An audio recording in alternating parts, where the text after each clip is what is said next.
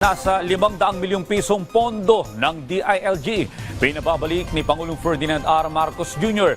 para sa pagpapabuti ng pagresponde sa mga krimen at emergency sa bansa. Si Clazel Pardilla sa detalye.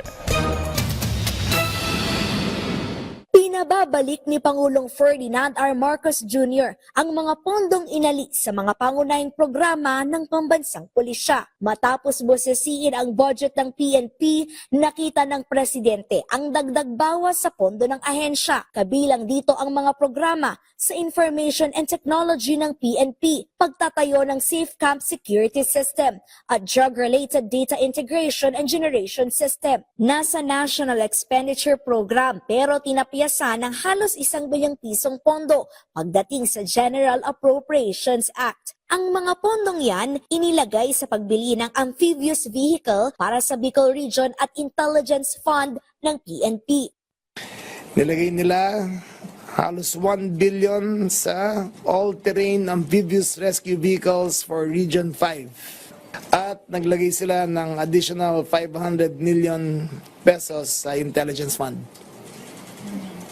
So, as instructed by the President sa ating Budget Secretary, ay i-revert ang budget ng IT at tatanggalin yung additional 500 million pesos intelligence fund. Lalagay natin sa launching ng and bidding out process ng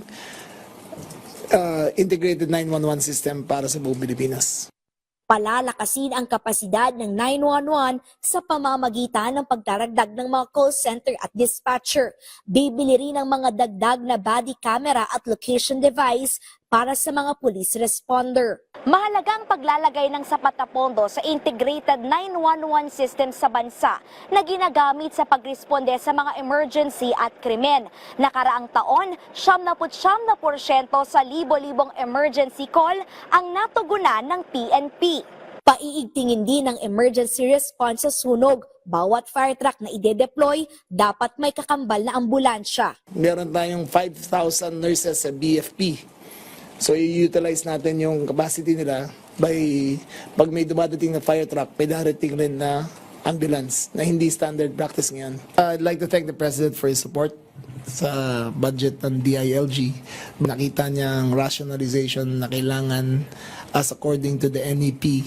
Pagtatanggal ng mga budget na hindi kailangan sa hanay ng mga pulisya. Clazel Pardilla para sa Pambansang TV sa Bagong Pilipinas.